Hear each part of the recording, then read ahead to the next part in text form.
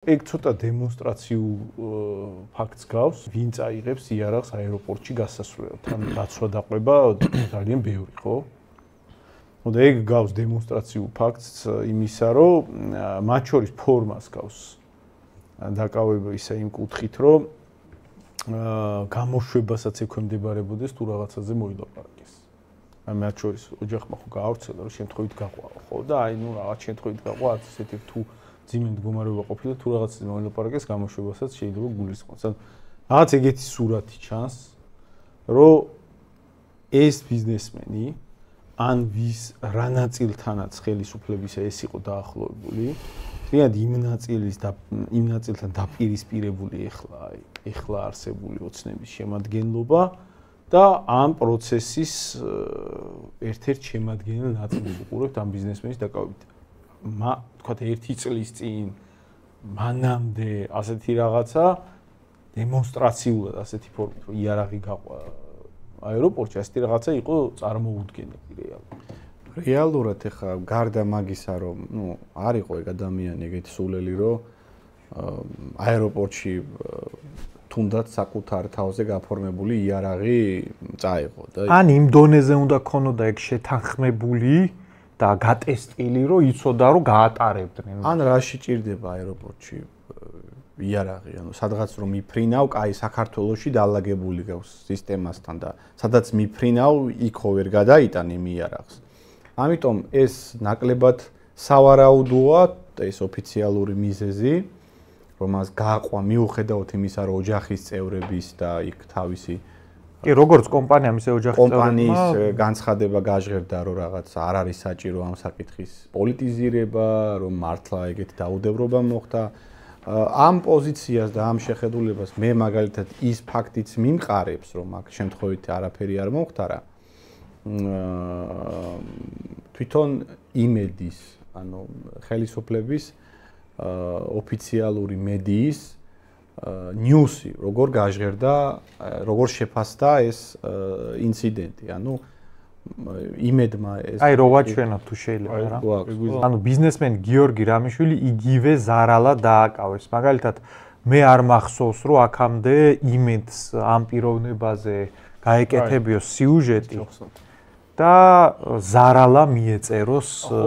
ანუ ზარალა არის ამისი 90-იანებიდან გადმოყოლილი კრიმინალური წარსულიდან გადმოყოლილი ზედმეტ სახე. აი ხა იმედი როცა აშუქებდა, როდესაც ეს პიროვნება პრემიერ-მინისტრს ხდებოდა რაღაცა ბიზნეს შეხვედრაზე, იქ ზარალა არასდროს არ მიუწერია. ხო, და ეგ გასაგებია, რომ ის რა ქვია იმისთვის ანუ რეპუტაციული დაზიანების მცდელობა. მოდი აი იმ ვერსიას გავყვეთ, რაც ოჯახის მხრიდან გაჟღერდა და კომპანიის მხრიდან გაჟღერდა, ხო, რომ ანუ ფაქტიურად ისინი რას ამბობენ, რომ აი ბარკს დაუდევრობის შედეგად მოხვდა მან იარაღი. როგორ შეიძლება დაუდევრობის შედეგად გაფორმებული იარაღი მოხვდეს ბარკში, რომელთაც თვითფრინავით მიფრინავ, ხო? უნდა მოხდეს ეგრე, რომ აი რაღაცა ჩემოდანში შეიძლება გედო იგი იარაღი, მე დაგავიწყდა რომ იგი იარაღი მან დევს და ამ ჩემოდანში იწყებ რაღაც ტანსაცმლის ჩარაგებას, დახურეს ჩემოდანი და მიფრინავ უცხოეთში. ბიჭო, აი კაი, ყველაფერი ამ ქვეყნად ხდება, ბაზარი არ არის, წარმოვიდგინოთ ეგეთი ვერსია, მაგრამ ჩემ აღქმაში ეგ ვერსია რას ეჯახება, იცი? აი ეგ თუ მართლა ეგრე მოხდა და საქართველოს მთავრობას ამ პიროვნების მიმართ არაფერი პრობლემა არ ქონდა, აი ეგ ჩემი წარმოდგენით როგორ მოხდებოდა, რომ აი რაღაცა უკაცრავად თქვენ ბარკში რაღაცა დევს და რა, იარაღი დამრჩენია და ამოიღეს და ვიზზე არ გაფორმებული, ჩემზე აგერ აი საბუთები ჩემზეა გაფორმებული და აიღებს და ეს ადამიანი ტელეფონს დაურეკავდა არც თუ ისე დაბალ თანამდებობის პირს და აუხსნიდა რომ ბიჭო რავი ესეთი ამბავი მომივიდა და მოვიდოდა იქიდან დირექტივა რომ ბიჭო არც პოლიტიკური და ბიზნეს სკანდალი გვინდა არც თავის ტკივილია ეხლა რა ვიცი ერთი ეკიპაჟი მივიდეს მათ ეგ იარაღი ჩადოს თავისთან ეგ ადამიანი გაუშვით სადაც მიფრინავდა და ეგ იარაღი მიიტანეთ მაგის სახლში და ეგრე მოხდებოდა ეგ ამბავი ჩემი აზრით რა ეგრე ხდებოდა ხოლმე ალბათ და ეხლა არა ნახე ეგ მოხდებოდა ეგრე რომ ყოფილიყო საქმე უბრალოდ სხვილი ქონების მქონე ბიზნესმენთან, რომელსაც არაფერი კავშირი არ აქვს ხელისუფლებასთან. ამ ბიზნესმენს როგორი კავშირებიც ქონა ხელისუფლებასთან, როგორი გავლენებიც ქონა ხელისუფლებაში, მან როგორი მოხდებოდა, იცი? ავიცი, თუ ძალიან გინდა თვითფრინავში შეგატაინებთ პისტოლეტს, უბრალოდ იქ როგორ გაიტან, სადაც მიფრინავე გარვით, თუ აქედან წაიღე რა. აქედან არსენალიც წაიღე, ანუ მანამდე ეგეთი ურთიერთობა ქონდა, ეგეთი სტატუსი ქონა აქ და მაგ სიტუაციაში რომ აკავებენ პისტოლეტის შემთხვევით გაყვა და აკავებენ და იმედი აშუქებს ნიუსით ზარალა დაიჭირეს ტექსტი. დაიჭირეს. ეგ არ არის მასე შესაძაფასებელი მოვლენა. ეგ არის რომ რაღაცა მნიშვნელოვანი დარტყმის მიყენება უნდათ ამისთვის და ეგ რომ გავარჩიოთ, აი რა მნიშვნელოვანი დარტყმის მიყენება უნდათ. ამაზე მაგალითად აი მე მქონდა გადაცემა ლილუაშვილი რომ გადააყენეს თანამდებობიდან, აი მეორე დღე იყო თუ არ ვცდები და ჩემი გადაცემა იყო, სადაც ინტერვიუ რეჟიმში ვიყავი აქ.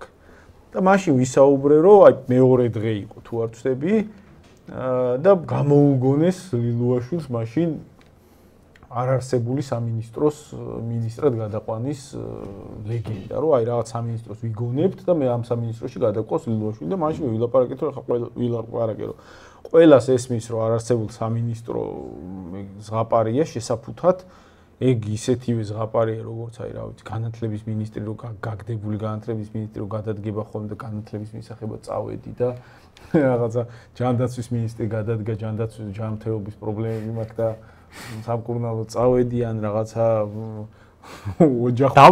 ოჯახური საქმეებზე ზრუნის მინისტრი გადადგა ოჯახის საქმეებს უნდა მივხედო დავიღალე და აი ეგეთი ფაქტები ხო იყო ნიშადან მოყოლებული დღემდე. აი ხა ძალოვნები რომ წავიდნენ ბევრმა ეგ თქვა რა დავიღალე. ხო, დავიღალე, ხო?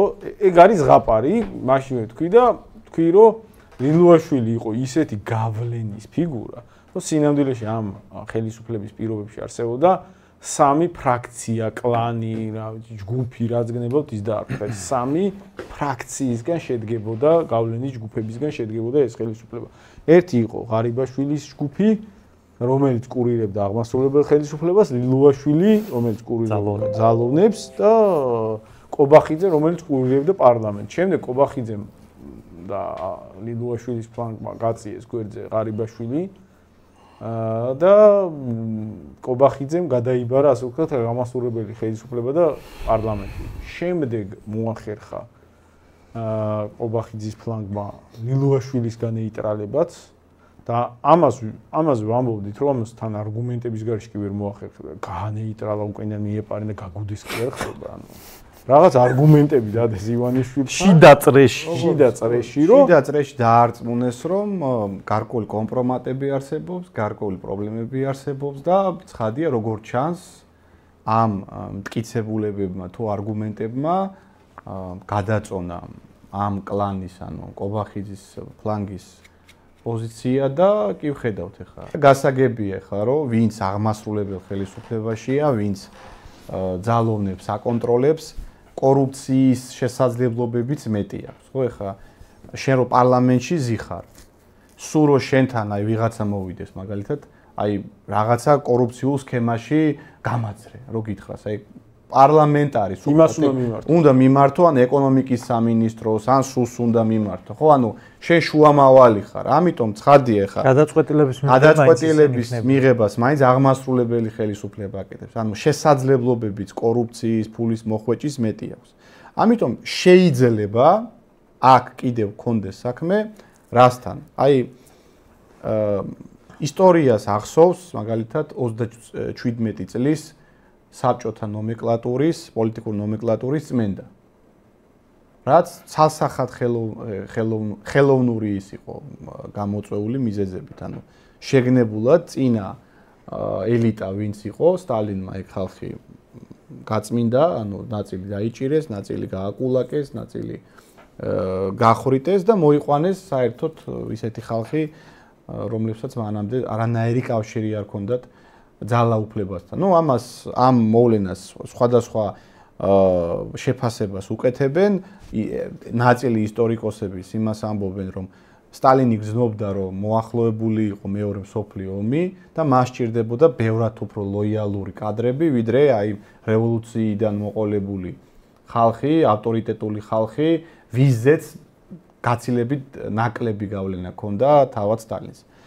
მაგ ფაქტსაც ხო არ უკავშირდება ეს ყველაფერი. ანუ, როდესაც შენ ყავს ძალაუფლებაში, აღმასრულებელ ხელისუფლებაში ხალხი, რომელიც უკვე წლების განმავლობაში იყო მაგ თანამდებობებზე, საკმაოდ ღრმად ჰქონდათ ფესვები გადგმული.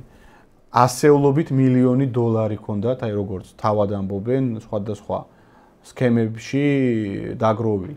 ეს ხომ ივანიშვილისთვის პირდაპირ ანუ შენ ამბობ, რომ ეს ისტორიული ანალოგია რო გავაკეთოთ, ივანიშვილი ელოდება რაღაცა მნიშვნელოვან დრამატულ გამწვავებას და წყალებში ესეთი მინი 37 წელი მოაწყო, იმიტომ რომ მზად შეხვდეს მაგ მოვლენებს.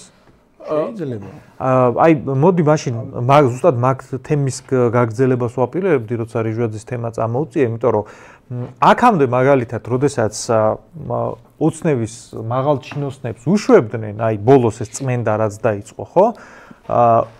ხალხში მუსირებდა, რომ აქ რაღაცა დიდ ფულზე არის ლაპარაკი.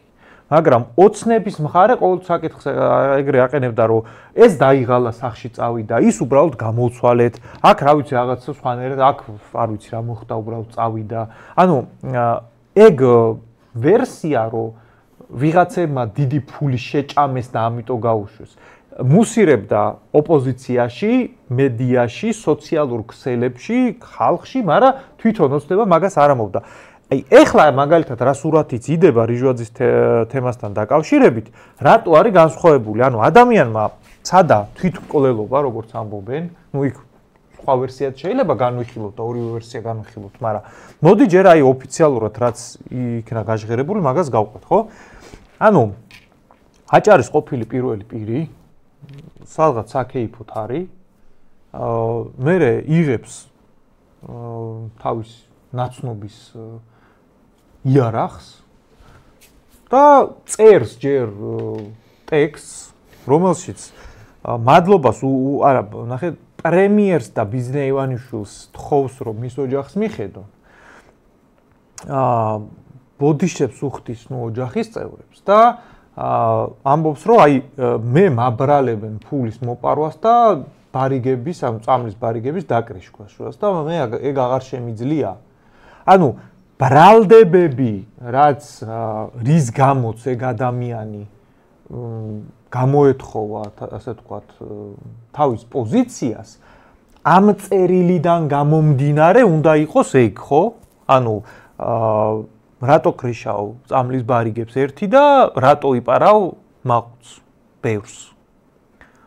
ეხლა ამ ორივე ბრალდებაზე გვერდით დამკვირვებელს უჩნდება ლოგიკური კითხვები. პირველი, რანაირად შეეძლო რიჟვაძეს ბათუმში დაეკრიშა წამლის ბარიგების ბიზნესი მარტო? მარტოს არ შეეძლო. კაი, სუსი, რა ვიცი, სახელმწიფო ყველა რანაირად. ხო, ანუ თან როგორიც ახლა რიჟვაძე იქ იყო აღმასრულებელი ხელისუფლების ხელმძღვანელი, მაგრამ თბილისში ვინ კრიშავს? ეგ არავინ არ. თბილისში არ არის. არავინ არ თბილისში. ვაფშე არავინ არ კრიშავს. თბილისში არავინ წამალიც არ არის, კაცო. ვაფშე პრობლემა არის. ეგ პრობლემა არ არის. მარტო მე მგონი ეგ როგორი პრობლემაა, იცი? სანამ ვიღაცას არ დაიჭერენ, მანამდე პრობლემა არ არსებობს. ხო. დაუბრუნდეთ რიჟვაძე. მეორე არის რომ დიდი მაყუთები მოიპარე. და აი მან ეხლა მოდი გადავიდეთ იმ თემაზე, რაც უკვე გიორგიმ აღწერა, ხო რომ აი ამ თელ პლიადას, რომლის წმენდაც ეხლა მიდის და ძალიან საინტერესო ანალოგია მოიყვანა და მოდი მეც მაგ ანალოგიას გამოვიყვანებ, რომ აი ბიძინას 37 წლის რაღაცა წმენდა მიდის, დაუგროვდა როგორც ჩანს საკმაოდ დიდი ფინანსური რესურსები. და ეხლა ხდება ამ რესურსების ექსპროპრიაცია. გადავიდეთ ისევ ზარალას დაჭერას, ხო? აი, ძალიან ცნობილი ბიზნესმენი, რომელსაც ამდენი 10 წლეულები კაცშვილი უბატონო თმას ვერცემდა და უცებ იარაღზე იჭერენ. და პარალელურად აი იმავე, ნუ რა ვიცი, წინა საღამოს ზარალას იჭერენ, დილას რიჟვაძე თვითმკვლელობას ცდილობს ტექსტით, რომ მაბრალებენ რომ ბევრი ფული მოვიპარე. ანუ რაღაცა ტენდენცია იკვეთება. თან ტენდენცია იკვეთება როგორი ნახე, მაგ წერილში წერია რომ მაბრალებენ ნარკოტიკების გასაღებას და ბევრი ფულის მოპარვას, ეს ხალხი მაბრალებს არ იგულისხმება, ხო? მაბრალებენ რაღაც სისტემა მაბრალებს, ხო? ეხა ხალხი რო აბრალებდა, ხალხი მაგას ადრეც აბრალებდა რიჟვაძეს, მაგრამ ძალიან არ ნერვიულობდა, ხო, მაგ თემაზე. ანუ ესე იგი ვიღაცამ ისეთმა დააბრალა ვისგანაც ეგ მართლა პრობლემა იმ დონამდე რომ თვითყრელობამდე მიიღო. ხო, ეხლა მაგას მაბრალებენ, მასეთ რაღაცას ვიღაცა თუ აბრალებს, როგორც მინიმუმ დაკითხვებზე ატარებენ და ან აკავებენ, ხო? თუ რაღაც ახლოს არის ისეთ ბრალდებებთან, რომელიც შეიძლება რეალურ პრობლემად იქცეს. წესით კი, ამ შემთხვევაში დაკავებას არ ქონა ადგილი, ოღონ აიღო და თავი ის მოკლა სცადა, ხო? ანუ როგორ ჩანს დაბრალების რაღაც ისეთ კულუარულ ფორმას ქონა ადგილი, რომელიც ოფიციალური სახე კი არა აქვს, ანუ ურჩევენ რაღაცა საკითხს. შსს-ში გასეირნებას რო არ გულისხმობს ეგეთი გარჩევის ფორმა. ხო, შესაბამისად, როგორც ჩანს აქ მიდის და რიჟვაძეც იმ კლანის წევრი იყო, აი ლილუაშვილის და ამათი ფლანგის წევრი იყო, მაგალითად იგივე ღარიბაშვილის ფოტო იყო მივიდა დღეს საავადმყოფოში. ხო და როგორც ჩანს მიდის ამათი, ასე ვთქვათ, ზეწოლა იმაზე, რომ ამ ჩარეცხილ ან გვერდზე გაწეულ ან განეიტრალებულ კლანიდან ეხლა ამათ ხელში თუ ეს ამ კლანის ლოიალობაში ვინმე ეჭვი შეეპარა და ამ კლანის ლოიალობაში ეჭვი შეეპარის შემთხვევაში პრობლემა იქ ჩდება რომ ამათ დიდი რესურსი აქვთ. მაშინ სანამ ამათ ეს რესურსი აქვთ, მანამდე ეგენი პრობლემა არის. ანუ ეგ კლანი თუ გაყარე და გადაიმტერე და ფული კიდე აქვს მაგ კლანს შენ როგორც კი ფეხი დაგიცდება, ეგ არის შენი ფინანსური ალტერნატივა ამ ქვეყანაში, ხო? მაგათ ოცნების ლოგიკით რო ვილაპარაკოთ, აი ოცნების გადმოსახე, ეხლანდელი ოცნების გადმოსახედიდან, მასეთი ხალხის ხელში იმის დატოვება, ფინანსური შესაძლებლობების დატოვება არის ატენილი არ არის, შენს კი მოშველილი გატენილი არ არის დატოვება. ძალიან საინტერესოა, იმიტომ რომ ხა შიგნით, როდესაც ხდება ასეთი დაპირისპირება, ასეთ დაპირისპირებას მათ შორის აქვს პერსონალური ელფერი, ხო? ანუ ეს ხალხი ერთმანეთში მერე არა მარტო პოლიტიკურად უპირისპირდება, როგორც მაგალითად ხელისუფლებასა და ოპოზიციას შორის ხდება. აი ერთ გუნდში, როდესაც შიდა კლანური დაპირისპირება, მან ძალიან დიდია ხოლმე პერსონალური პირადი აუტანლობა და მტრობა ერთმანეთის მიმართ. ცხადია, ასეთ ვითარებაში გონიერი ან პრაგმატიკი, აი როგორც მაკიაველი იტყოდა ხოლმე, თუ დაარტყავ, ისეთი უნდა დაარტყარო. ხვალ მოწინააღმდეგეს შურიზიების საშუალება არ ქონდეს, როგორც ჩანს, ეგეც არის, ეხლა შენ რასაც ამბობ, ანუ როგორც ჩანს, თუ ხდება ერთი კლანის მიერ მეორე კლანის შეჭმა ხდება სრულად, ხო, როგორც ფეოდალებში ხდებოდა, თვალებს დასხრიდნენ, ციხესიმაგრეებს წაართმევდნენ, გლეხებს წაართმევდნენ. გვარი არ უნდა დარჩეს. ნუ აქ თქმა უნდა კლანი არ უნდა დარჩესში უნდა. არაფერი არ უნდა დარჩეს, ცხადია ხა. სად გვარზე არა. ეხლა ფეოდალური წყობა არ არის, ეხლა სხვა ეპოქაა. ეხლა ეს ხდება სხვანაირი მეთოდებით. კაპიტალიზმში ცხოვრობთ, ამიტომ კაპიტალის ლიკვიდაცია უნდა მოხდეს. ველური კაპიტალისტური. თან მანდ ეგ რატო ჩდება ეგ ეჭვი, რომ ეგ ხდება. აი ეხლა არის რეალურად კი დასავლური ფლანგი დასუსტდა, მაგრამ მაინც არის ფონი, სადაც არჩევნები ახლოვდება და ნუ ჯერ თლად თავი არ აქვს მოჭრილი დასავლურ ფლანგს. არის მნიშვნელოვნად დასუსტებული, ოღონდ არსებობს თეორიული შანსი, რომ იქ რაღაც სანქციები წამოვიდეს, რაღაცა მოხდეს მსგავსი დასავლეთიდან და ამის ფონზე გარკვეული მეორე ნაწილობრივი სიცოცხლე შეიძინოს, ხო? და ჯერ კრიზისი მეტნაკლებად გრძელდება. ეხლა პირველი ლოგიკა, ასე ვთქვათ, შემადგენლობის გადახალისების შემთხვევაში, რომელიც მნიშვნელოვანწილად არაპოპულარულია და ფრუსტრაციას იწვევს შენს მხარდამჭერებში, ხა შენი მხარდამჭერები წინა შემადგენლობას, ქვეყნის გადამრჩენელს და რა ქვია, კი, ანუ ოცნებას პირზე გამტარებელს ეძახდება. ოცნების შიგნით, აი განსაკუთრებით ქვედაფენაში სერიოზული ფრუსტრაცია, იმიტომ რომ ჩვენ ახლა ვიცით აი სოციალურ ქსელებს რომ ამონიტორინგებს და ასე შემდეგ, ვიცით რომ თელი ესეთ პლიადა იყო, რომლებიც აი ხო ღარიბაშვილზე ამოსდიოდათ დედამ მთვარე. და მას მე რაც ღარიბაშვილი გაუშვეს აი დასათუთაშხიაში ვარ, ხო იცი, რასაოცრად წავიდა ეგრე რაღაც ერთ დღეს გაიღვიძეს ტიპებმა და წინა ერთი თვე ხო წერდა რომ აი ღარიბა მაგარი კაცია ღარიბა წყապ დილას ადგა ისევე გუნდა დაეწერა და ღარიბა აღარ არის რა.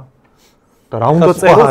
რა უნდა წეროს ისიც არის ის, გაიგე და ტიპი ცოტა რაღაც ფრუსტრაციაშია და ერთადერთი რაც ვფიქრა რომ მე არაფერი არ ვიცი ერთადერთი ვიცი რომ ბიძინეველიშვილის იმედი მაქვს. ნუ ეგ ხა უნივერსალური გამოსავალი არის 20 წელი რო ხარ ყველა გაურკვეველ სიტუაციაში უნდა მადლობა გადავხადო ბიძინეველიშვილს, მაგრამ მაინც დაბნეულია ეგ ტიპები და არიციან ხა რა ქნან. ანუ მთელი ამ ღარიბაშვილის ფლანგის ესე თქვათ ქვედა ეშელონი დარჩა უპატრონო. არა მარტო, ღარიბაშვილი იქით იყოს. ღარიბაშვილზე შეიძლება ვიღაცამ თქვას, რომ ეგ ერთი კაცის შეცვლით არაფერი არ იცვლება, ეს არის გუნდი, მაგრამ ეხლა მიაყოლეს მთელი ძალოვანი შემადგენლობა, გომელაური, უშიშროება, გენპროკურორი, ედედეს ხელმძღვანელობა, გუნდი გადადგა, ხარებას მოადგილე წავიდა, დაწერა რომ თვითონ წავიდაო, მაგრამ რა ვიცი, მე მგონი ეგრე არ მიდიან ხოლმე, გაუშვეს, ხო და ანუ როგორი ხალხი გაუშვეს, იცი ვიზეც ოცნების ამორჩეველივე, აი მთელი გასული 1 წლის განმავლობაში იძახდა, რომ ესენი ფარად ედგნენ, რკინის ხერხემლად იყვნენ სახელმწიფოს და ამათმა დაიცვეს 2 რევოლუცია აცილეს ქვეყანას და თუ მაგათ ააცილეს, ეგრე რო უშვებენ, აი რაღაცა რუსულად რო იყვნენ სპაზორამ რა, ეგრე გაუშვეს, ხო? ისე არ გაუშვეს ეგენი, რომ კი შეარბილეს, ოღონ მაინც სპაზორამ გაუშვეს. თან ისე რომ მაგაცზე დადის ხმები, რომ ამათ რაღაცა პრესის ქვეშ არიან ეხლა, ხო? ხო და ლოგიკა კარნახობს პიარული პოლიტიკური, რომ არჩევნების წინ არ დააჩქარო, ფორსირება არ გააკეთო მიწოლების ისე, რომ მაგალითად ვიღაცა შენი ყოფილი მთავრობის ხელმძღვანელი, აჭარის მთავრობის ხელმძღვანელი თავს იკლავს. მაგრამ მაგას რო ჩქარობენ, ესე იგი ამათში რაღაც საფრთხეს ხედავენ. სხვანაირად რა ლოგიკაა? მაშინ არ იჩქარებ. მოდი ერთი თვე. გადაიარა მეორე გადაიაროს არჩევნებმა. ხო და ნელ-ნელა ამ ხალხს რაღაცა თუ რამე საფრთხე იქის გავანეიტრალთ, აქის გამოვანეიტრალთ, ხო? მაგრამ როგორც ჩანს, ესენი რაღაც საფრთხეს აღიქვავენ ამ არჩენ გაბრაზებულ და თან ძალიან შეძლებულ, ძალიან გამდიდრებულ კლასში ოცნების ყოფილი შემადგენლობის, რომლებიც თეორიულად რა თქმა უნდა შეიძლება კუდი მოიქნიან. ეხლა ბევრ ოცნების ამორჩეულში მათ ავტორიტეტი წესით შერჩენი უნდა კონდეთ. და ის ხო უნდა გაუნეიტრალო ავტორიტეტი ერთი და მეორე ეხლა ფინანსური შესაძლებლობები არის მთავარი ძალა პოლიტიკაში. ამიტომ როგორც ჩანს ესენი იმათ ლოიალობაში ამათ ეჭვი შეეპარათ. შეიძლება იმ ლოიალობაში არა ესენი ეხლა ამერიკის ელჩისკენ არ გადავიდნენ. მაგრამ იმ ლოიალობაში რომ ეს ივანიშვილი რაში გვჭირდება, ჩვენც თუ ისეთივე მდიდრები ვხდებით, მოდი ჩვენ გავხდეთ იგივე ძალის ცენტრი ამ მთავრობაში და ამ ქვეყანაში. ეგ არ არის გამოიწვია.